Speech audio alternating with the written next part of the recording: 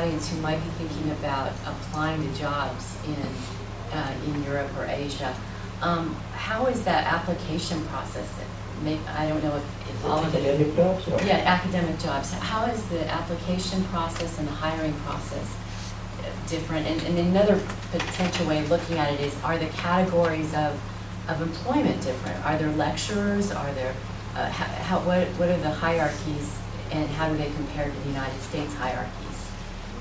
It's changing in Europe too, really. It's moving towards the US system. Most places in Germany and France and I think in Italy and even in Scandinavia until recently, it has been a very tough system as a matter of fact. This slot system. So in one area, in one department, could be, I would say there would be one professor only, and he would be the chair. Or in any language department, but never more than one professor. And then you would have lecturers. Lectures could either be tenured or non-tenured, SOE or PSOEs. And then you have, below the lecturers, you would have research associates, there would be teachers too. And then, so when you get your PhD, you're recruited in as in a non-tenured position always. You're called a research associate. When you've been there for 2 years, you normally make an exam where you have added something to your dissertation, published some articles, and it's proven that you can teach. Then you become what is called a docent, and that is in most of the European countries, in fact. And a docent is just a proof of your competence to be a researcher and teacher. But then you have to apply for a position somewhere, because we still have slot systems, even for lecturers and so on. It's not that you can just recruit X numbers and so on. Very typical slot systems. Where I was in my school, when I was in Sweden, I actually recruited 3 faculty from the US. One from Michigan, one from MIT, and the third one I can't even remember. Colorado, I think. It's not unsimilar to what's happening here, really. It's, if you recruited as an assistant professor, it's very much the same as to become a research associate or a docent in Sweden, which nowadays is called translating into assistant professor. Oh, it is? Yes. Okay. Well, but that's still, the term lecturer is very different than, or has been very different in Northern Europe, at least, in comparison to here. So if someone is applying for a job of lecturer in Sweden, they might be misunderstanding what the actual job is. No, well, yeah, they probably would, because when you say lecturer here, it's not a research position, and that's the way it used to be in Sweden. Formally, in the governmental system, in the public schools in Sweden, the governmental ones schools, a full professor is supposed to teach 100 hours, contact hours per year, which I think is sort of similar to here, maybe a little bit less. But a lecturer is supposed to teach 496 hours, so it's full time. I mean, I think about 496 is quite a lot. That was a bad system, so nowadays, all of the teaching positions, all the positions are a combination of research and teaching. And a full professor may teach more than a lecturer. So it's just a matter of the latter rank. So that's very different from here, where contingent labor, the non-PSOE right. Lectures are becoming more frequent throughout the system. Yeah. Is that in Spain and in India and similar? You won't, at least in Spain, you won't work at university if you do not have your PhD. That's why I say that PhD, most of the people that decide to do a PhD is because they want to teach at university, and you won't teach in any category without a PhD. And then in Spain, for example, to work at university is very difficult. I mean, it's something only some people can do, because we have very few universities. If you compare with the United States, for example, all the community colleges, that doesn't exist. most of the university are public, and now we are starting to have some private schools. So for example, in my city, which is a big city, when I was a student, there is only one university, one public university when I was home. Now there is another public university, so we have two.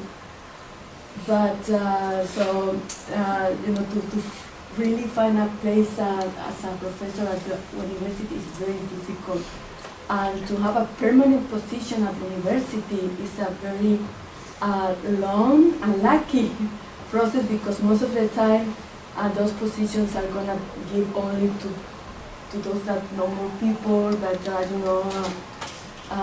lot of nepotism, as Paola mentioned, and it's because it's so many few positions to fill. Okay. What about India? Yeah, in India, it's so there are different kind of colleges. There are these professional colleges which are sought after, like engineering colleges, which India is known for, and then there are these research universities. So in these research universities, the hiring works exactly as it works here.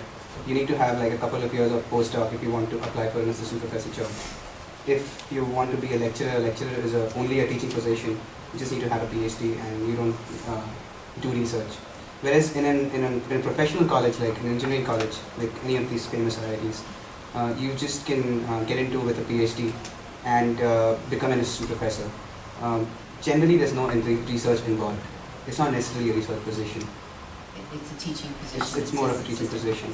Hans, you I just like to comment on the nepotism thing here, and, which could always be dangerous. If you apply for a position in Scandinavia, it's not enough to get to know people well and they like you, saying they can hire you. That's not it. Because every position that's advertised, they will appoint sort of a search committee or a committee that will look at all the applicants. That committee will not be from that university. They will appoint people from other universities, neutral people. They take a vote to the faculty of different people. It can be international. Many times someone from MIT or something on that committee, they will review the candidates and actually decide who's going to get the position. So the local faculty doesn't really have much to say when it comes to appointing a colleague. And this goes for all positions from senior lecturers and up. That's an extraordinary difference. And as a matter of fact, it's the same thing. I'm going to London and Sweden next weekend, by the way. And I'm participating in an examination committee on a dissertation. This happens when you examine a dissertation too, it's very normal. The university appoints a faculty opponent or two. And they come from any place in the world. And they challenge the student, talk to the candidate for 2, 3, 4, sometimes 5 hours. It's bad. We need to have long tail, not anymore, but they got rid of that the other year. But the opponent does not have anything to say about pass or non-pass. The faculty has nothing to say about the pass or non-pass, because there's another examination committee watching the whole ceremony, also posing some questions. They are the ones who meet after the defense. And they wait a minute, grade the thing, and say pass or non-pass. If you don't pass, which happens once in a while, not that often really, it's a shame on the examiner, on the advisor, if it's on my face, but it happens. Then you're not supposed to, you don't get a second chance. You cannot just go home and do some refinement of your dissertation and come back again. So it's a very antiquated system in that perspective, because I think that's what's good here, that you can sort of be relatively done and get advice how to improve it. But in Scandinavia, you find it as a fine book and advertise it, and it's get advertised in newspapers, and people come from all over to listen to the defense, and it's very dramatic. High stakes. It's high stakes. So if you fail, it's like the exam, then you don't get a PhD. You don't get a PhD, you can never get a PhD. And in Spain, happen the same. You have a lot of people. You have an exam. And they also, some time ago, some of the persons who will examine you are international, they are from other countries. And I think in Switzerland and Holland as well. In Italy, it doesn't happen. Right. Switzerland is similar to Sweden. I didn't know that. Yeah, because I know people that got the PhD there, while in Italy, no, it doesn't happen. And also for becoming for becoming a researcher or professor, there was a competition and an exam, and it was in general, so people had to write a small dissertation on a topic that was a surprise. So the day they just went to this room and they could know the topic, and then they had like 6 hours to write the dissertation, and then the dissertation was reviewed by a committee that was, in general, the committee is formed from professors that comes from different universities, but always in Italy. And but it's easy to, so with the dissertation it's very easy to how can I say, to be tricky in a certain way, because they can say, okay, this was better than the other, while now the system is changing, and the idea is to do like in the United States. So we want to see your curriculum, and then see how many publications you have, and see how many conferences you attended, and understand your background.